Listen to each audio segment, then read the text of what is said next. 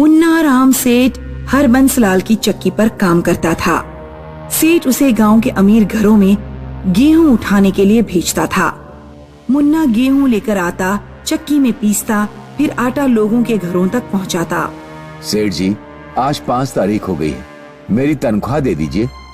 काम धाम तो कुछ ठीक से करते नहीं हो, तनख्वाह तुम्हें हमेशा ध्यान रहती है। ये लो। ये क्या सेठ, मात्र 4,000? आपने तो कहा था कि इस महीने से आप मुझे 5,000 देंगे। तुम्हारे काम के हिसाब से 4,000 भी ज्यादा है। अब जाओ यहाँ से, मेरा टाइम मत खराब करो।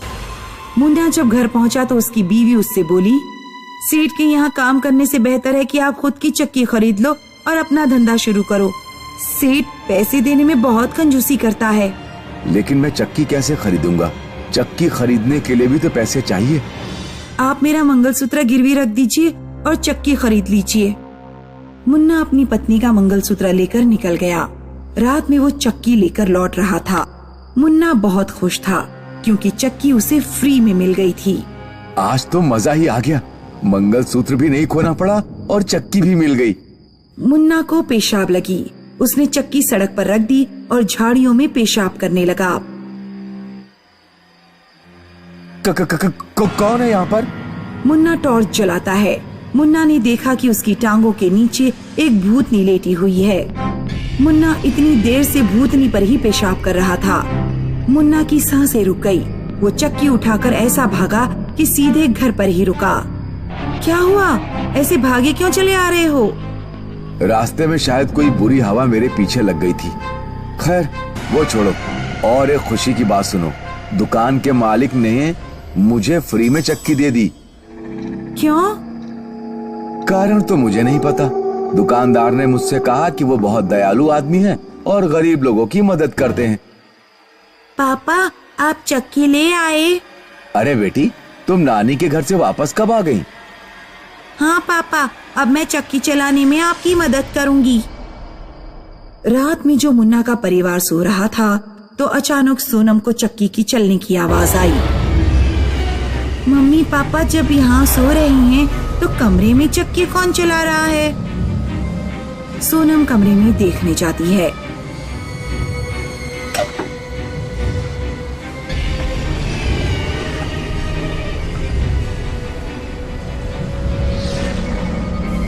मम्मी पापा उठो, कोई भूतनी चक्की चला रही है। मुन्ना और उसकी पत्नी जब उठे तो चक्की की आवाज आना बंद हो चुकी थी। मुन्ना कमरे में से जाता है तो देखता है कि चक्की ऐसी ही रखी हुई है। सोनम, लगता है तुमने कोई बुरा सपना देख लिया होगा। चक्की तो अपनी जगह रखी हुई है। नहीं पापा, मैंने अपनी आंखों से देखा है कि भयानक चेहरे वाली एक औरत चक्की में हड्डियां डालकर पीस रही थी। सुनिए जी, एक बार घर की शुद्धि करा लेते हैं। आपको भी भूतनी दिखाई दी थी और सोनम को भी।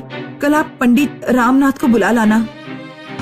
अगले दिन पंडित रामनाथ आता है और हवन के लिए आग जलाता है, लेकिन आग जल ही नहीं रही थी। बड़े आश्चर्य की बात है कि आपके घर पर लकड़ियां आग ही नहीं पकड़ रही हैं। लगता है आपके घर किसी जिद्दी आत्मा का प्रवेश हुआ है। आपके घर की शुद्धि नहीं हो पाएगी। फिलहाल आपको सावधान रहना होगा।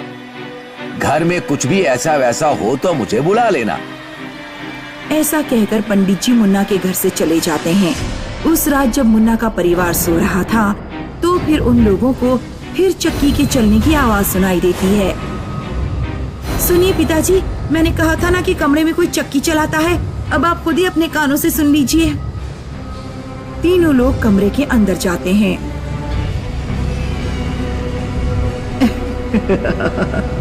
आ जाओ, तुम तीनों को मैं इसी में पीस देती हूँ। भूतनी हवा में उड़ती हुई तीनों की तरफ बढ़ती है, लेकिन तभी मुन्ना कमरे का दरवाजा बंद कर देता है। अंदर से भयानक आवाज आती है, कब तक बचोगे मुझसे? ये मेरी चक्की है। जो भी इसका इस्तेमाल करेगा मैं उसकी बोटियां काटकर इसी में पीस दूंगी। मुन्ना के परिवार को पूरी रात घर के बाहर बैठकर बितानी पड़ी, क्योंकि उन्हें घर के अंदर जाने से डर लग रहा था। जब दिन निकला तो मुन्ना पंडित जी को बुला कर लाया और उसने सारी बात पंडित जी को बताई। मैंने अच्छे अच्छे भूत प्रेतों को मजा चखाया है। तुम चिंता मत करो, आज रात मैं इसी कमरे में रुकूंगा। पंडित ने कमरा बंद कर लिया और रात में उसी कमरे में रुका जिसमें चक्की रखी हुई थी। करीब आधी रात को कमरे से भयानक आवाजें आना शुरू हो गई। मुन्ना दरवाजा खटखटाता है। पंडित जी, क्या हो रहा है? क्या हो रहा है अंदर? पंडित जी, दरवाजा खोलिए। मुन्ना सारी रात दरवाजा पीटता रहा, लेकिन दरवाजा खुला ही नहीं। आखिरकार मुन्ना ने गांव के कुछ लोगों को बुलाया और दरवाजा तोड़ दिया। पंडित का केवल धड़ चक्की के पास पड़ा हुआ था और सिर का कुछ भी पता नहीं चला। पंडित का लड़का राहुल भी मुन्ना के घर पहुंचा। पिताजी, जिसने भी आपको मारा है उसे मैं जिंदा नहीं छोड़ूंगा। राहुल मुन्ना के घर बहुत बड़ा यज्ञ करता है। तब वो चुड़ैल वहाँ प्रकट होती है। कौन है तू? इस चक्की से तेरा क्या लेना देना है? और तूने मेरे पिताजी को क्यों मारा? 25 साल पहले की बात है। मेरे पिता चक्की चलाया करते थे। मैं उस समय बहुत छोटी थी।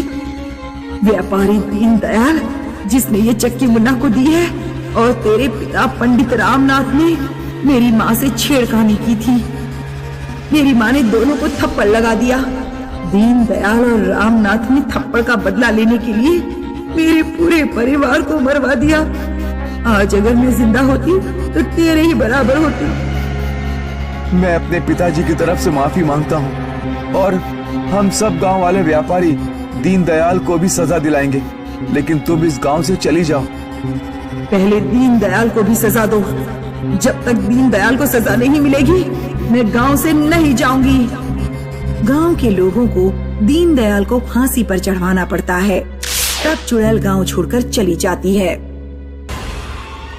चंदन को बहुत प्रयासों के बाद उत्तर पूर्व भारत के राज्य मेघालय में नौकरी मिली थी। चंदन और उसकी पत्नी मेघालय जाने की तैयारी कर रहे थे। चंदन बेटा, घर से इतनी दूर मत जाओ, कोई और नौकरी मिल जाएगी। नहीं माँ, सरकारी नौकरी इतनी आसानी से कहाँ मिलती है। मैं ये नौकरी हाथ से नहीं जाने दे सकता। चंदन अपनी पत्नी के साथ मेघालय आ जाता है। उसकी ड्यूटी एक गांव के रेलवे स्टेशन पर थी। गिरजा, आज शाम को खीर बना लेना। मेरा कुछ मीठा खाने को बहुत मन कर रहा है। चंदन जब ड्यूटी पर चला गया तो गिरजा खीर बनाने के लिए दूध लेने निकली। उसने कई दुकानों पर पूछा, लेकिन उसे दूध नहीं मिला। सुनिए भैया, क्या यहाँ कोई डेयरी है? नहीं बहन जी, इस गांव में कोई डेयरी नहीं है। गिरजा अपने पड़ोस वाले घर में गई। बहन जी, हम नए नए इस गांव में आए हैं, क्या आप हमें थोड़ा सा दूध देंगी? नहीं, इस गांव में कोई भी दूध का इस्तेमाल नहीं करता। क्यों? क्या इस गांव के लोग किसी विशेष धर्म या संप्रदाय को मानते हैं जिसमें दूध पीना वर्जित है? नहीं, ऐसी बात नहीं है। गांव में जब भी कोई दूध का इस्तेमाल करता है तो यहाँ एक चुड़ैल आती है जो गांव के लोगों का सिर काट कर ले जाती है। इसलिए भूल कर भी दूध की बात मत करना। मेरा नाम शीला है। दूध के अलावा किसी चीज की जरूरत पड़े तो बता देना। चंदन जब ड्यूटी से वापस लौटा तो उसने गिरजा से पूछा, तुमने खीर क्यों नहीं बनाई? गिरजा चंदन को सारी बात बताती है। इस गांव के लोग लगता है पागल हैं। मैं कल ही गांव के बाहर से दूध लेकर आऊंगा। अगले दिन चंदन गांव के बाहर से दूध खरीद कर ले आता है। लो, खीर बनाओ। उस रात चंदन और गिरजा अपने कमरे में सो रहे थे। तभी गिरजा के माथे पर एक दूध की बूंद गिरती है। गिरजा की आंख खुली तो उसने देखा कि पंखे पर एक चुड़ैल लटकी हुई है और उसके बालों से दूध टपक रहा है। चंदन हड़बड़ाकर उठ जाता है। क्या हुआ? चंदन जब तक उठा तब तक चुड़ैल गायब हो चुकी थी। मैंने पंखे पर अभी एक चुड़ैल देखी, उसके बालों से दूध टपक रहा था। ये देखिए, मेरे माथे पर दूध की कुछ बूंदें भी हैं। हाँ, आप बेकार ही दूध लेकर आए, कहीं हम किसी मुसीबत में ना पड़ जाएं। क्या बेकार की बातें कर रही हो? तुम्हें कोई डरावना सपना आया होगा। नहीं, सपना नहीं आया। सपने में क्या असलियत की दूध की बूंदें मेरे ऊपर गिर जाएंगी। उधर पड़ोसी शीला का पति आनंद देर रात ड्यूटी से लौट रहा था। वो शराब पिया हुआ था। अभी जिंदा हूँ तो जी लेने दो, भरी बरसात में पी लेने दो। बड़ी तेज सुसु लग रही है। आनंद एक पेड़ के नीचे खड़ा होकर सुसु करने लगा। उसका फोन बजता है। हाँ डार्लिंग, बस पहुंचने ही वाला हूँ। आनंद के सिर पर दूध की धार गिरती है। आनंद ने जब ऊपर देखा तो पेड़ पर एक भूतनी बैठी हुई थी जो अपने मुंह से दूध उगल रही थी। क्या हुआ? हेलो हेलो, सुनिए जी, क्या आप मेरी आवाज सुन पा रहे हैं? हेलो, क्या हुआ? सुबह को जब चंदन ऑफिस जा रहा था, उसने देखा कि रास्ते पर एक पेड़ के पास बहुत भीड़ लगी हुई है। शीला अपने पति के धड़ के पास बैठकर रो रही थी। उसके पति का सिर गायब था। चुड़ैल मेरे पति का सिर ले गई। अब मैं क्या करूं? मेरा परिवार भूखा मरेगा। गांव में जरूर किसी ने दूध का इस्तेमाल किया है। चंदन तेजी से आगे बढ़ जाता है। चंदन मन में सोचता है कि कहीं गांव में ये घटना उसके दूध का इस्तेमाल करने से ना हुई हो। नहीं, ऐसा नहीं हो सकता। चंदन को उस दिन दफ्तर में अपनी पत्नी की चिंता होती रही। शाम के वक्त गिरजा किचन में पिछली रात की बची खीर गर्म कर रही थी। तभी किसी ने डोरबेल बजाई। Newspaper bill madam. अभी आती हूँ। गिरजा जब थोड़ी देर बाद वापस किचन में लौटी तो उसने देखा कि भूतनी भगोने में गरम गरम खीर लिए हुए खड़ी है। भूतनी गरम गरम खीर गिरजा के मुंह पर फेंक देती है। गिरजा का पूरा चेहरा जल जाता है। ये देखो गांव वालों, खीर। इन्हीं लोगों की वजह से गांव में चुड़ैल आई है। मेरे मना करने के बावजूद इन्होंने दूध का इस्तेमाल किया। ये भीड़ क्यों लगा रखी है? इन सब के लिए तुम और तुम्हारी पत्नी जिम्मेदार है। मान लो हम लोग दूध का इस्तेमाल ना भी करें तो ऐसे कब तक तुम लोग बिना दूध के रह लोगे? हमें कोशिश करनी चाहिए कि हम उस चुड़ैल को खत्म कर सकें। उस चुड़ैल को मारने का कोई तो तरीका होगा। तरीका है, दिव्य चाकू। दिव्य चाकू को चुड़ैल के पेट में भोंकना होगा, तभी वो मरेगी। कहाँ है दिव्य चाकू? दिव्य चाकू तो मंदिर में रखा हुआ है, लेकिन चुनौती यह है कि दिव्य चाकू को चुड़ैल के पेट में भोंकेगा कौन? चुड़ैल से सबको डर लगता है। वो लोगों का सिर अपने साथ ले जाती है और धड़ छोड़ जाती है। मैं चुड़ैल के पेट में चाकू भोंकूंगा। मैं आपकी सहायता करूंगी। उस रात चंदन बाहर से ढेर सारा दूध लेकर आया और गिरजा ने दूध के ढेर सारे पकवान बनाए। दूध से बनी मिठाई, खीर, दही वगैरह। रात के 2 बजे चुड़ैल वहाँ पर आती है तो तुम लोग मानोगे नहीं। चुड़ैल गिरजा की तरफ बढ़ती है। योजना के मुताबिक चंदन ने एक बड़ी और मोटी चादर चुड़ैल के ऊपर फेंक दी। तभी चंदन चुड़ैल के पास आया और उसने चुड़ैल के पेट में दिव्य चाकू भोंक दिया।